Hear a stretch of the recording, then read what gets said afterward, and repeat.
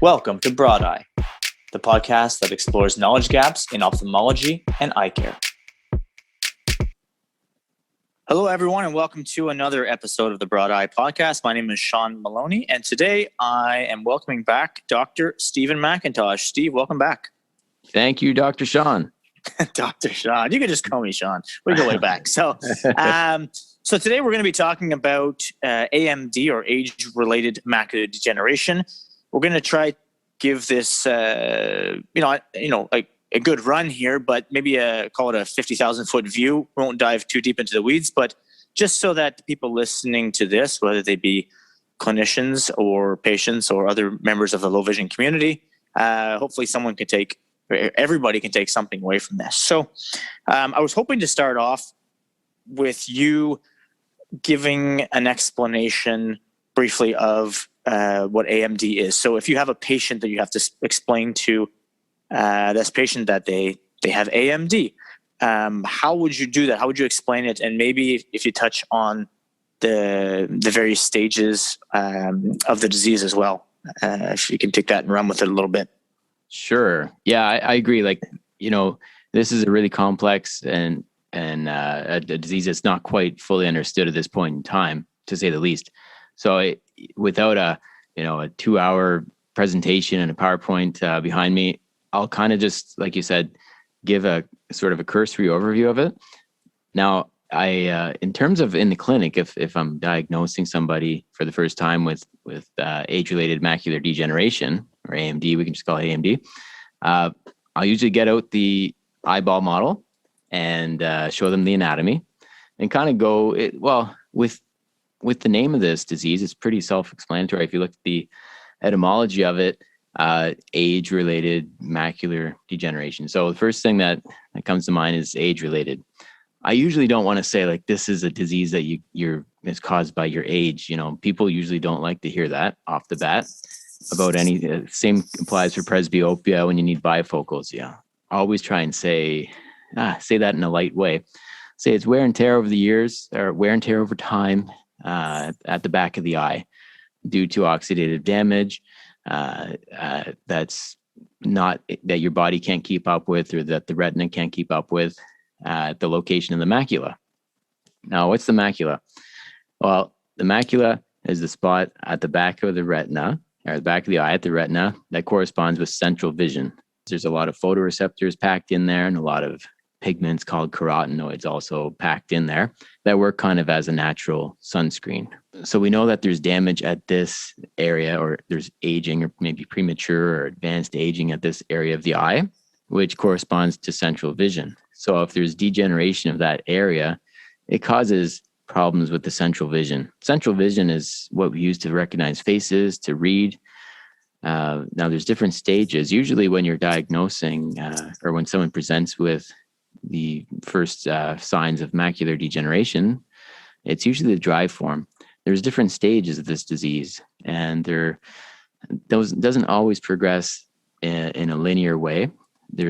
Grossly, you can say that there's dry macular degeneration, and that differentiates from wet macular degeneration, which gets its name because it involves a bit of bleeding at the back of the eye from new blood vessels that grow into that area you can use the analogy of trying to grow new blood vessels in there to bring more nutrients, more oxygen, try and help out that tissue, because the macula is one of the most metabolically active, metabolically demanding tissues in the whole body. So at some point in the disease process of macular degeneration, genes can get upregulated that can induce angiogenesis, new blood vessels growing into this tissue.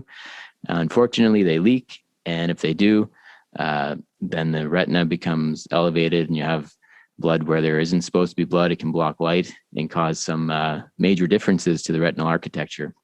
Anyway, that's just to say the bleeding gives the name wet. So we call this wet macular degeneration. And that differentiates from the dry form, which usually comes first. This is accumulation of metabolic debris underneath the retina that kind of represents products of oxidative stress, otherwise known as, you could call it lipofuscin. I say it's little bumps underneath the retina. We'll look at usually the fundus photo, and I'll show the patient, here's the photo of your eye. Here's these little yellow spots under there. And these are deposit sites of metabolic products that were not excreted out of the body. And we'll look at the eyeball model again, like the plastic model, and I'll show them where that is in their, in there, because it's kind of hard when you're looking at a flat screen to imagine where this is in the eye. So that's usually how I'll explain it. I'll show the picture, and I'll usually qualify that by saying, like, you have the dry form, or you have this form. And even within those, there's subcategories. There's mild, moderate, and advanced. So it's quite a bit of information to give after usually an eye exam that's already gone through the refraction, the dilated fundus exam, and there's sort of like 2 minutes left in the exam before the next patient starts. And then to explain all this and do it justice is actually really hard, as you can probably tell. Like, you kind of bounce around a little bit, and then there's a huge emotional component too, and like lots of questions, like, what does this mean? How's my vision going to change? And you have to, console somebody too sometimes. So sometimes it's necessary to bring people back on a second occasion and to really get into it more, do more of a deep dive, because I think it is important, to explain these diagnoses to patients, because that can help them become more enrolled in the management and have a better understanding in a patient-centric model. Now, of course, there's still some people who prefer the paternalistic, just like here's a thing that you have, here's what you do, and otherwise they're not going to worry much about it. I still believe a lot in the education part of it, though, because when people are looking, one of the things is, like, with the metamorphopsia that can happen with macular degeneration, these little bumps underneath the retina change the positioning of the retina. And when we're born, our retina is wired up with our brain in a certain way so that we associate stimuli from certain photoreceptors with different positions in space. If you change the position of where those photoreceptors are in the retina, then our perception of the image associated with it changes. So if you're looking at a telephone pole up and down, sometimes it might have a crook in it, or it's a little wavy. The same thing can happen with letters too, and it's very frustrating to people. Like, they would like to know in a lot of cases why that happens. So I try and explain that from an anatomical perspective, and how the brain is wired up and why that happens. And I think it can be a little less frustrating and maybe a bit easier to accept when there's a fuller understanding of it. And now if people do advance to the wet form, there's a whole discussion about what genes are upregulated that cause the new blood vessel growth and so on. But I usually don't get into that unless we're at that point. So usually we're discussing the dry form, and that's pretty much how I would go about it. No, and that's fair. So I think there's a couple points to touch on here. You emphasize that as a clinician, you're going through the patient exam, and then you have just a couple minutes left at the end to maybe give the patient the diagnosis and to try to briefly explain it and what the next steps are. Like, you don't have a lot of time to go through that. So, in part, the reason we're doing this episode here, but the podcast in general, is for that. It's for education, whether education for patients or for clinicians or other people associated with the low vision community. Sharing information that you don't have time to share, right? So, I mean, you can't sit and, I can sit here and talk for an hour about this disease. You can't sit and do that with every patient, even though maybe you would love to. You simply, can't make that happen. So I think that, I think you gave a nice overview of it there, and diving into the genetics of it and stuff is, it's interesting. I'm going to guess that the majority of patients, what they want is a Cole's Notes understanding of, okay, this is the disease. This is how I can explain it, or it's explained to me in a few sentences that I could then explain to somebody else when they ask me what it is.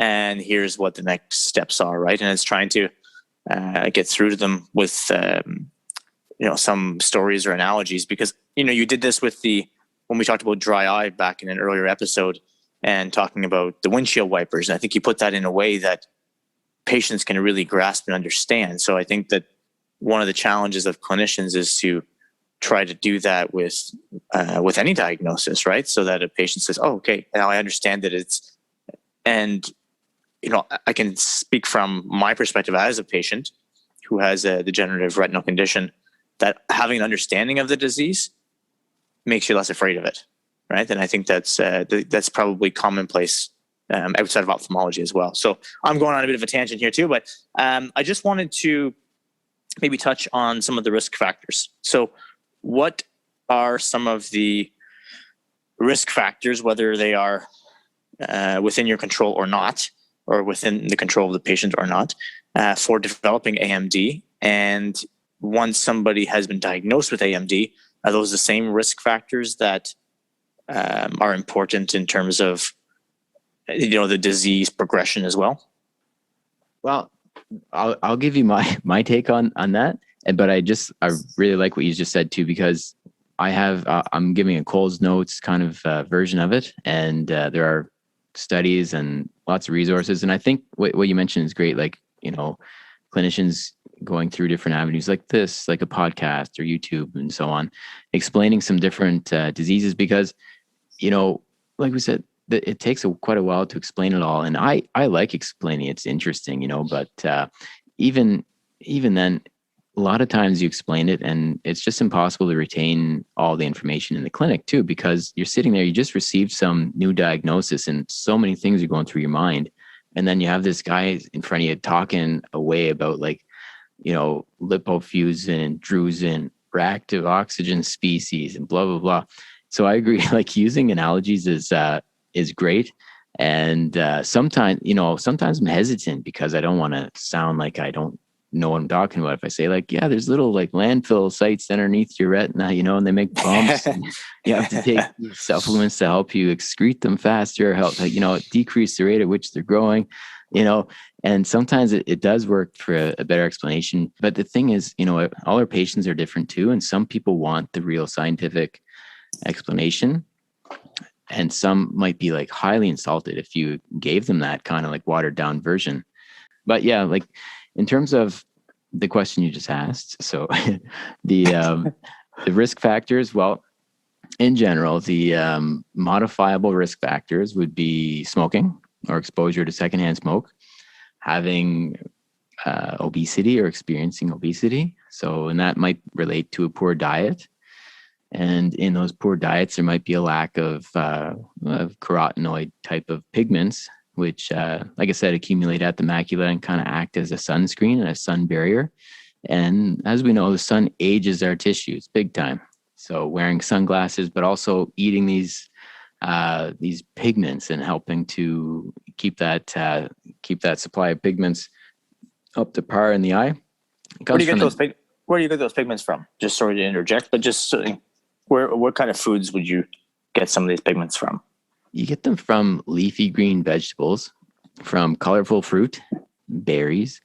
You can also get them from marigold plants. That's where most pharmaceutical companies get them from. But it's basically plant food, foods that are colorful. If your plate is brown, we have a problem. There's got to be a lot of color, different colors on the plate. That's where we get these things from. If you have cardiovascular disease, that's also a risk factor that you could kind of say is somewhat modifiable, because there's medications for that. And so we always say, if you have cardiovascular disease, diabetes, hypertension, work with your doctor to manage that to the best of your ability. Also, one that's a little bit obscure, but air pollution, air quality has a bit of a role.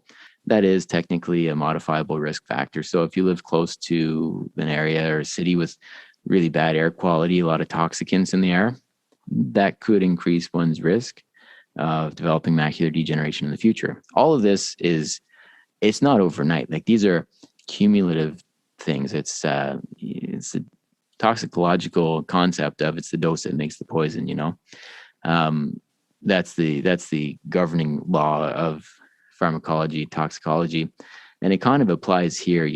This is something that over our whole lifetime, these things accumulate. And in terms of the diet too, there's it's hard for us to really know the nutrient doses that we should recommend in these cases. And so, of course, people say, well, how many goji berries, Dr. McIntosh, do you want me to eat every day? Like, well, I don't know, honestly. Like, it hasn't been studied. Yeah, like it doesn't really matter if you're going to wash it down with 5 or 6 beers, right?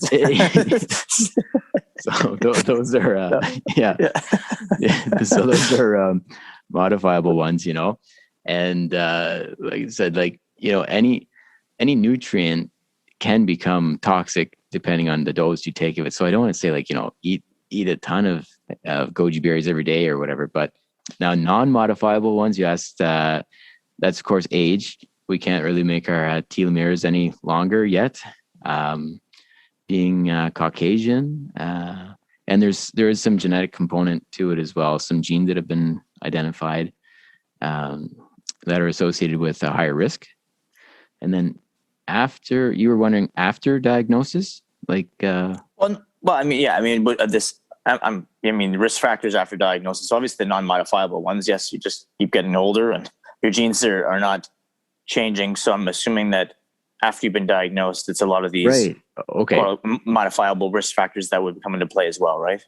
Okay. So, right, exactly. Like before we talk about treatments, it's the same. Yes, it's, don't continue smoking. If you continue smoking, that's, you're sure you're going to worsen the situation. And same thing with secondhand smoke too. Also attending eye exams, like not attending eye exams is a high risk factor of progression of disease. If someone transitions to the wet stage, they need therapy, they need medicine on short order. And we would like to see people frequently with macular degeneration. We send them home with something called an Amsler grid, which is this kind of like grid paper where you can see if there's certain sections on it that might have kind of like wavy lines, and this indicates the metamorphopsia and corresponds to area of the retina that have worsening or have present macular degeneration. So we say if it gets worse, if you notice sudden changes, if you have an area that's disappeared, otherwise known as scotoma, then come right in because we have to check that out. So actually, yeah, attending regular eye exams. But again, sun exposure, that's a big one.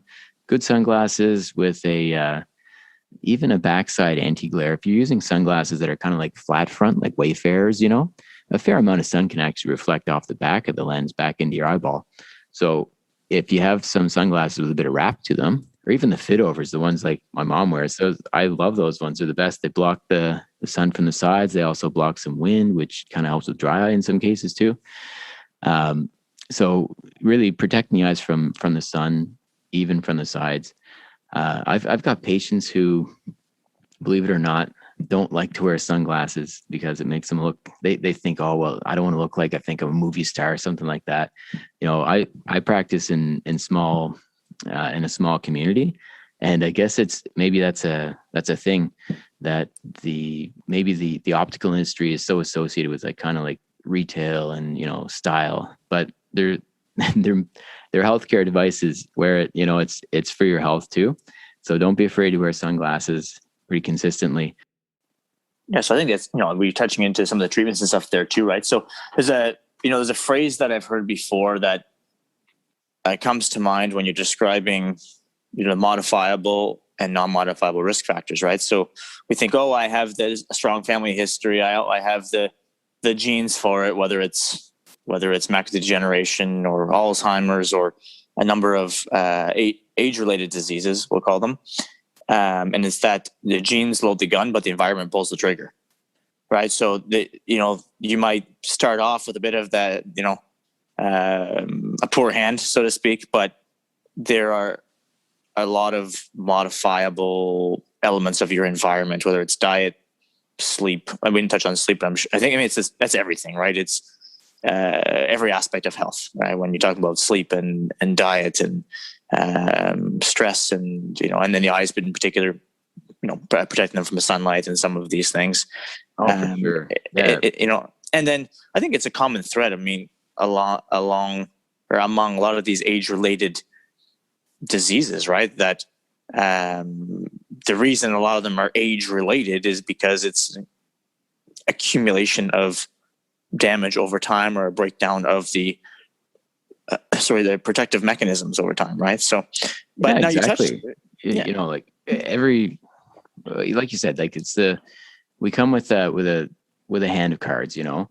And what's kind of interesting too, you mentioned that it's the environment that pulls the trigger, right? But we don't even know with macular degeneration, we don't know, is it once these genes are activated, is that just like, is the onset then reversible? Sometimes, for example, in myopia development, we know that that play outside can decrease the risk of onset. But once the genes turn on, you could play outside all you want, and the genes don't turn back off. You have myopia now, and it can continue. And playing outside isn't protective, but it is protective against the onset. So it's kind of interesting how sometimes the environment can play a role in the onset, but also in the progression. I think in what we're talking about here, it probably plays a role in both. But it's also kind of like how you mentioned. Well, in terms of these age-related diseases, it's changes also in the extracellular environment, in the matrix around the scaffolding around cells changes, and that can actually change which genes are activated and which genes lend itself to whatever phenotype the cell has. You know, when we're an embryo, all the differentiation that occurs is thanks to the environment that the cell is in. And those genes, some genes get shut off, some genes get turned on, and it should stay like that. But if we expose ourselves on a chronic level to different environments that are kind of unanticipated by that cell, it can activate different genes, you know. And this is one of the things that might be happening when things go to the wet form in macular degeneration as well. Yeah, for sure. And it's, I mean, you're touching in basically the whole domain of epigenetics here, right? And right. You have your DNA, that's hard coded. That's not really going to change. Although CRISPR is starting to do that. That's a different topic. But they basically have these on-off switches, right? And they might be more prone to being on or off, but the environment can sometimes alter these. So, but going into, you talked some of the treatment options or progression. What treatment options currently exist for patients who have either the dry form, or we'll simplify and call it the dry form and the wet form of AMD? What treatment options are out there? Okay, let's start with the dry form. So, in clinic, we always want to follow the guidelines. We do what other practitioners are doing, and often don't get into some of like the alternatives, I guess you could say. In general, the go-to recommendation or treatment is using supplements based on the age-related eye disease study, the second one, which the first one gave participants, this was a big study funded by the National Eye Institute. And it was about 10 years ago, and it's still the main study that guides our treatment, although there's been more research come out since then, but it's not as statistically robust. Anyway, so we usually go with these AREDS supplements, which consist of vitamin C, vitamin E, zinc, copper, and some of these macular pigments got lutein and zeaxanthin. Those are both extracted from marigold plants. So we usually recommend those.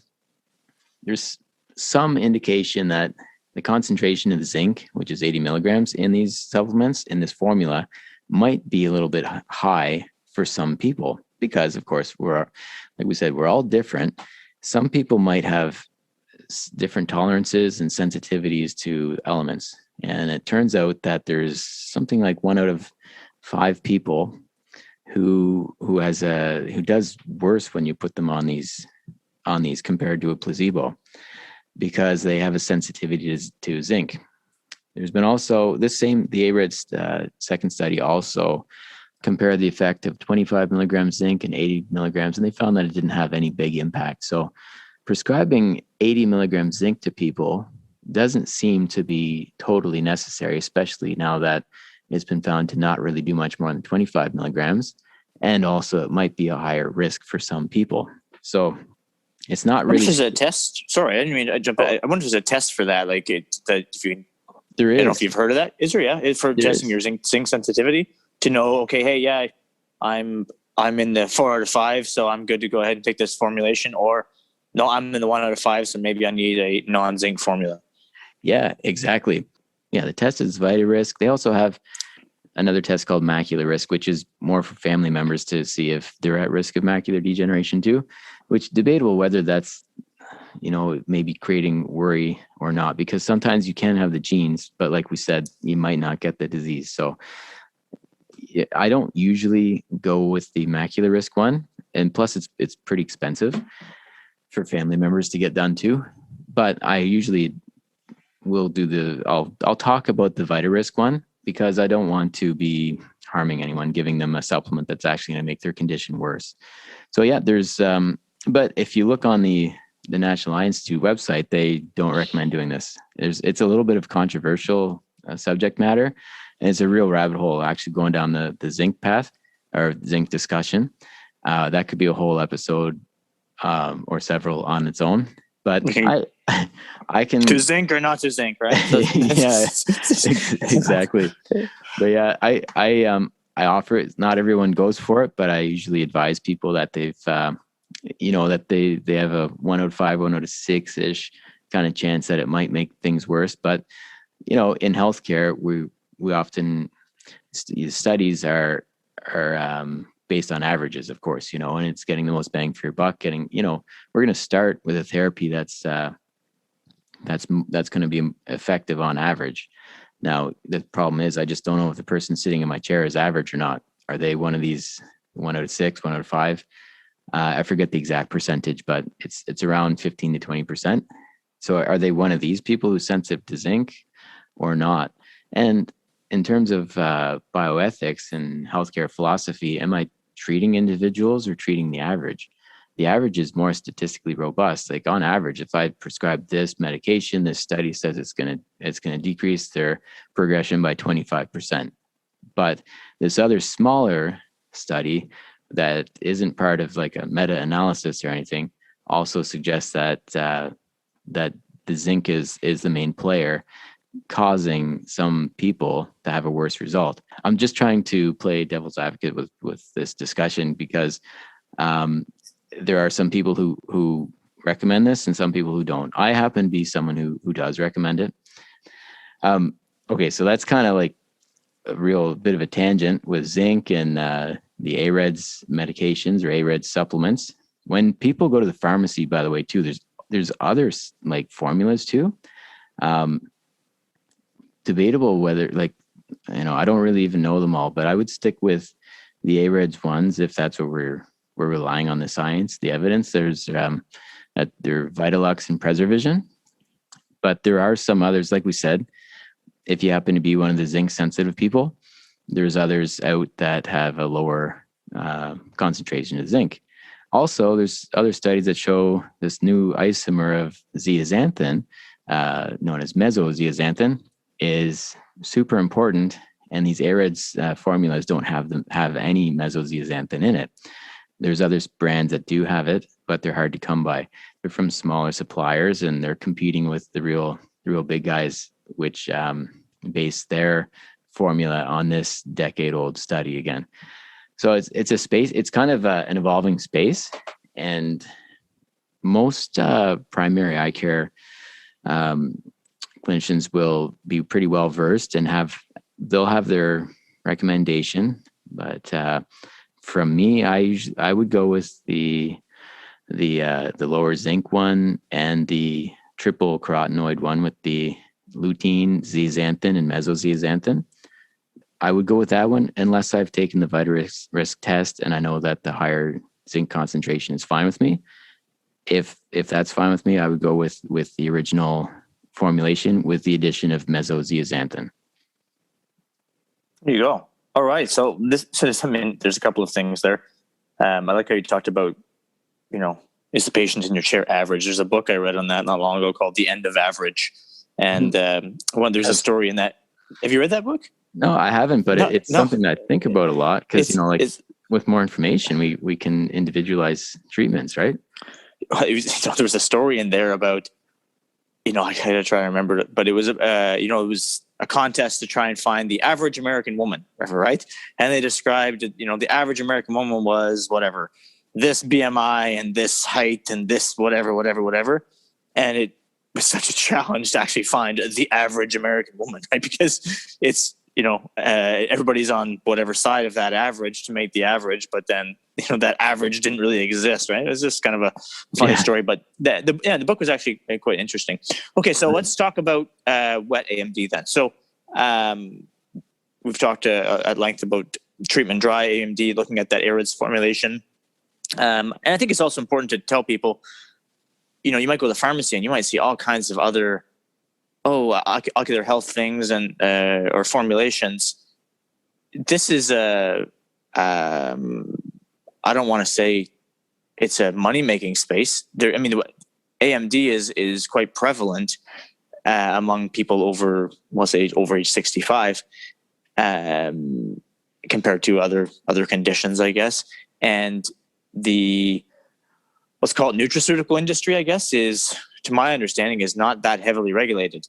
So other companies could say, hey, I could make put a formulation together and I can say that the AREDS wasn't that good because it was missing whatever B vitamins, and you should take a whole bunch of B vitamins also, so we're gonna make our own formulation and sell that. Yeah, exactly. Right? So I think that sticking to the science is probably a good call when it comes to your vision. So on that note, let's go to wet AMD. What treatments out there, if someone gets diagnosed with wet AMD, what are some of, you don't have to, do a deep dive, but what are the go-to treatment options for patients?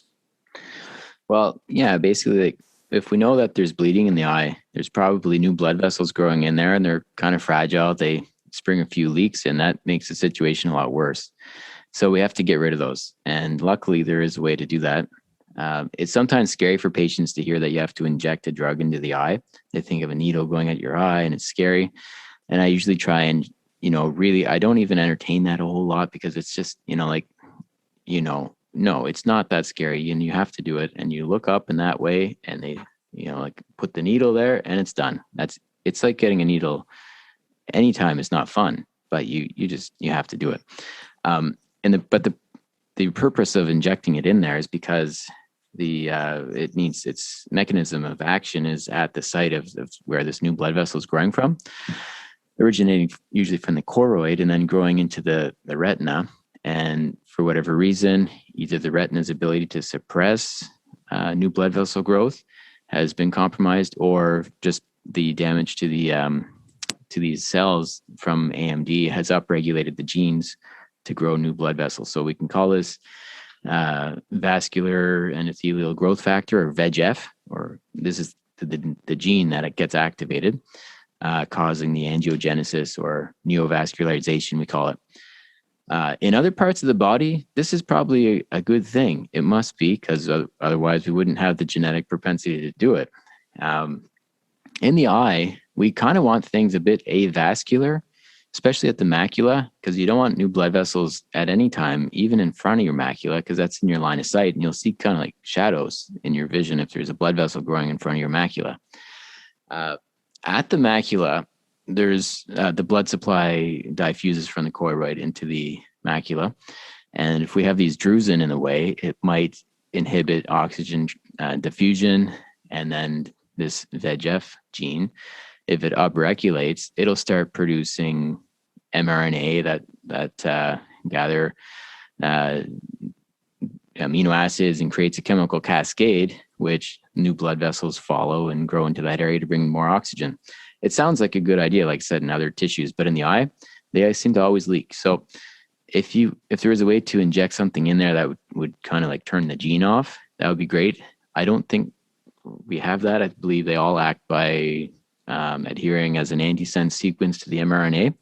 But in one way or another, they block the path. They interrupt that signal, and then you don't have the new blood vessels growing anyway. I do like to kind of give a general synopsis of the purpose of why something has to get injected in there and what's happening with the with this bleeding. And what's kind of interesting is it's not completely clear if it is a signal cascade that is stimulated by this oxygen deprivation, or if it's failure of the endogenous receptors. They're in the retina. There's pre-existing little receptors that do actually soak up and quench the mRNA from VEGF.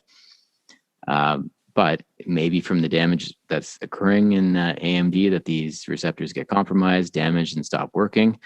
But in general, we kind of want a non-VEGF environment in the eye. And it kind of lends itself back to that discussion we were saying, like the extracellular environment of a cell determines how that cell functions. And in normal conditions, the extracellular environment of the cell should predispose for that cell to not have activity of the VEGF gene, or if it does, that there's a mechanism in place to soak up the gene product of it. And yeah, in whatever case, whatever mechanism it might be, whether it be the receptors are damaged that we have pre-existing, or if we just upregulated the VEGF gene, AMD causes one or the other or both. And we have to inject medicine into the eye to soak up that VEGF gene product. Yeah, so I think that makes sense. Like, I know you're trying to explain this, trying to border on explaining for patients and for clinicians. There's a lot of clinicians that don't necessarily fully understand the science. I mean, it's not to knock clinicians. Of course, they're quite knowledgeable. But when you start talking about gene upregulation and things like this, if you don't have a research background, sometimes it's difficult to fully, I don't say appreciate, but understand, I guess, right? And yeah, exactly. I'm trying to walk a fine line there, right? But no, I think exactly. Yeah. But in essence, right? Like you touched on this, in that when tissues elsewhere in the body are damaged or starved of oxygen, a body's natural response is saying, okay, we need to oxygenate these tissues. We need to get nutrients there. Let's create some new blood vessels. Even if they're a bit leaky, no problem. That can get soaked up in the muscles and whatnot, right? But in the eye, it just doesn't work so nicely, because as those blood vessels leak, then they damage the very sensitive neurosensory retina, and all hell breaks loose, right? So the idea is, let's do something. Let's inject something in the eye. I'm making it, oversimplifying it. There are specific medications to inject to mitigate this, right? So you're touching on the science, which is certainly interesting for people to understand the mechanism of action, because this goes back to what you were saying before. You've dealt with a lot of patients who are not satisfied just to get that simple answer like I just gave. They want to know, they want to understand a little bit more, right? So now, yeah, exactly. if you have a patient, okay, so let's say you have a patient that, not a patient, I'm an individual, I'm listening to this, I'm saying, hey, my grandmother or my father had macular degeneration. I'm, whatever, I'm in my 40s, and I want to make sure that I don't get that. Maybe I have the gene for it or not, but you've told me now that, when genes load the gun and environment pulls the trigger. Okay, so what can I do? What are the, let's call them low risk, high reward activities, supplements, whatever, sunglasses? What are the measures that I can take as someone in my 40s or 50s who might be at high risk, who does not want to develop this condition? What are the modifiable actions I can take? Right. Well, I think it would still be a lot of the same things we discussed before. The healthy diet, the air quality, not smoking, don't look at the sun, if that's an obvious one, but I've seen it a couple of times. But you said smoking. Is that because we are in a country where cannabis is now illegal? And I think it's go in that direction just about everywhere. Do you know if there's much out there in the way of cannabis smoking? If it's the same, I guess the study's been much more robust on nicotine, right, cigarettes. But I'm just wondering if you've heard of anything out there in terms of smoking cannabis and AMD risk. That's a great question, and I don't really know, to be honest. I think like the smoke itself can irritate the eye, like like in terms of the ocular surface, you can have kind of dry eye symptoms even just from the smoke if you're not in a well ventilated area. I would imagine it does cause some oxidative stress and irritation. But I don't know specifically. It's a great question, and I think I have been asked that. People say kind of coy, like, smoking what, and, yeah. But I just sent so I have Bruno's a friend of mine who co-hosts a lot of these episodes.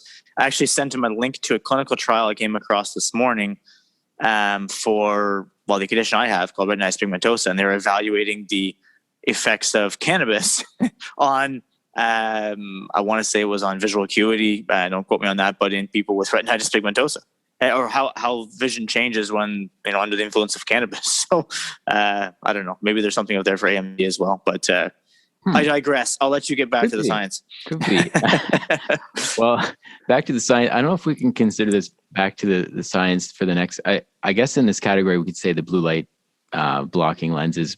This is a topic that some people might be interested in. And some people say it's not, scientifically vetted or not. And probably it's true. On average, if you give everybody blue light blocking glasses to treat something, like computer vision syndrome or something like that, on average, it's not going to have much benefit at all, because the average person just doesn't benefit from that. But depending on what patient it is, like, we're all different. Some people do have more sensitivity to the harsh wavelengths of light, and even fluorescent lights too. Sometimes if you hold a coating on top of someone's glasses in the clinic, they're like, oh wow, that's definitely for me, that's going to make a big difference. Some people, if they see me wearing like a really ugly shirt, they get a headache, and that happens from time to time. So I got a few ugly shirts, So the ugly shirts at Christmas time, right? So ugly shirt competitions. Exactly. So we're all a little bit different, So Steve, stop wearing ugly shirts. It's part of the test, man. For all the clinicians out there listening to this, make sure you wear a nice shirt when you're seeing your patients. There you go. Yeah, or, especially for your post-concussion patients, they really don't like some of those ugly shirts. But I consider it part of the test, But the blue light blocking glasses, these do block some of the light from passing through. And it is kind of cool technology. I know, like, when people walk into an optical, they're prepared for a real kind of retail experience, and there's a fair amount of technology into these things too. It's really analogous to noise canceling headphones. Like, we all know that's pretty cool. You can cancel noises out of your headphone so that you can hear the ones that you want. Like, the same kind of technology works on these glasses. Whenever you put coatings on them, the peaks and troughs of the wavelengths are scattered in a way that they cancel each other out, so that only certain ones pass through. And there's, of course, some research into the effects of blue light on the eye, and these are some of the harsher wavelengths that might, over time, have some cumulative damage to them. We're talking over like long periods of time. And the amount that you get from digital devices really is very low, and probably not a big issue for most people in terms of retinal health. It's not an issue in terms of retinal health, in my mind. But a lot of the marketing is, do you use a digital device? You should have these glasses. And this is something, we can't control the marketing from some of these companies that you see on Instagram and social media, targeting people who might have digital eye strain and saying that if you wear these glasses, that it's going to help. That again, it might help some people, but in the clinic, I don't want to recommend that something that isn't evidence-based or along scientific guidelines. However, in terms of blue light from the sun, like the major source is the sun, I would always recommend wearing sunglasses. They're going to work even better. They're going to be the best choice. But when we're in and out of the house, doing a bit of work around the yard, sometimes we forget to put our sunglasses on. At least if your glasses have some blue light blocking properties to them, it may provide some protection. It's still inferior to the sunglasses, but it's probably better than nothing. So, okay. So sunglasses or eye protection is one, call it very low risk, potentially rewarding, but you're not going to be worse off for having done it. Anything else that comes to mind? Let's maybe touch like on supplementation, for example. Do you think it would be beneficial to somebody in this case who might be at risk based on their genetics for developing AMD, take any kind of supplementation? Maybe it's water soluble supplements or something that would be low risk to prevent the onset of the disease. Yeah, well, this is interesting. The ARED study, these major studies that really define our guidelines, they studied the ability of these supplements to prevent the onset of disease and concluded that they could not. There was no evidence that the supplements decrease the risk of onset. However, a positive evidence doesn't mean that something isn't possible. It just means we don't have evidence for it. So we do lack the evidence to make the recommendation on taking these things to prevent onset. However, I feel like there is a biological plausibility and a dose-response relationship that we really have not characterized in any way yet at all that might be at play. Like this is a study where there's literally like only one dose against a placebo. We don't know what the long, in any pharmaceutical and toxicology experimentation, usually there's a range over a log scale of different doses where you characterize the with an animal, like the lethal concentration and then the LC50 and these different figures. Here's something where the study's been done in people, kind of a shotgun approach, just like, let's try these molecules, let's try these elements, put them in there, let's narrow it down. This seems to work, but we really, the dose response relationship is not characterized. The duration of that preventative study, it was not a lifetime long. So, a lot of people will say there's nothing you can do. There's no study. But again, the lack of the study is kind of, it doesn't, I don't feel like it should end there. It's that you can imagine how expensive and difficult it would be to study the full dose response relationship with thousands of people over decades. I don't know if we're going to get that. So what do we do? Well, if it was me, if I had a risk of macular degeneration, which I do actually, it's in my family, I would consider the lutein and zeaxanthin supplements. Like you can even get from Jameson, like at Shoppers and Lawton's and your local pharmacy, just supplements of lutein, zeaxanthin. These are the ones that are from marigold plants. But again, with the supplements, you have to be careful. Like, look, the way that it's extracted, was it extracted in hexane? Did they do a complete solvent exchange? Is it toxic to you? I don't know.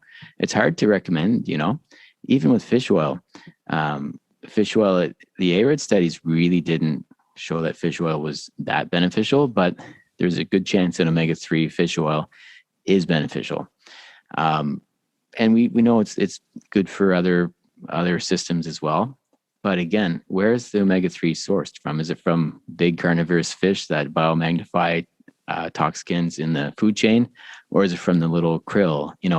So we have to be pretty cognizant of the source and do our due diligence and research to make sure that it's safe, that we're not taking something that might be maybe the cheaper one on the shelf, but exposing ourselves to risk because they used a completely different extraction method. So, I'm crazy. I would actually grow marigolds and try and extract it myself, but don't do that. That's like crazy. But, I think listening to podcasts like this, going out, doing a bit of, deep dive into the literature, go through through the published peer-reviewed literature, and talk to your eye doctor, talk to the doctors, your ophthalmologist, your optometrist, your family doctor as well, and gather as much information as possible. So do you think that if I was in your shoes and to tell a patient, listen, there's a lot of possibilities, something probably works, we're still trying to iron out, the specifics. This is not going to be a very fulfilling answer, but you should probably quit smoking. Yes, everything, just in case. You should, get plenty of sleep, have a healthy diet, low stress life, like the real basic, aspects of healthy living. Would you say that, can easily account for, I'll call it a large percentage of risk reduction, and that maybe some of these other approaches, whether blue blocking lenses or sunglasses or supplementing with lutein zeaxanthin, extracting from your own plants that you grow, and we're still talking about lutein zeaxanthin. Is there would you say that's just a general healthy lifestyle, even if that's a very unfulfilling type of prescription, would be I don't want to call it a catch-all, but a pretty good baseline for people? Yeah, I think it's great. Again, going back to the etymology, age-related macular degeneration, like anything that accelerates aging, just, let's avoid that if we can. Smoking, it ages the tissues. We all know that. So yeah, the healthy lifestyle, people who might be experiencing obesity, well, it's, again, yeah, for sure they've been told before, and it's not a very satisfying prescription or recommendation, but we have to work on the diet and exercise. Of course, yeah, and people who smoke, I'm sure they've been told many times, but it comes down to that. You're totally right. No, well, listen, I think this is probably a good spot to wrap up. I appreciate you joining again and giving your time, and I certainly look forward to having you on to share your experience with the audience. Is there anything else that you wanted to bring up before we wrap it up? No, I think that was great. I really appreciate the discussion. This is a really tough topic. It's there's a lot of science, there's a lot of unknowns, but there are a lot of professionals out there who are dedicated to this area of work, and I think we didn't get into some areas of, say, like low vision tools. There's great organizations that your doctor can set you up with, and your doctor may refer you to somebody who's more specialized in some of those magnification tools and so on. So I would always encourage people, keep on digging, keep on working at it, and keep on looking up. And yeah, thanks again, Sean. This is always a pleasure talking with you, and looking forward to the next one. Great. Thanks, Steve. Take care. Okay. Thanks. You too. And that concludes today's episode of the Broad Eye Podcast. If you enjoyed this episode, please be sure to subscribe on your favorite podcast platform. Of course, ratings and reviews are always welcome. And you can certainly share this episode with any of your colleagues or friends who might enjoy it. Thanks for listening.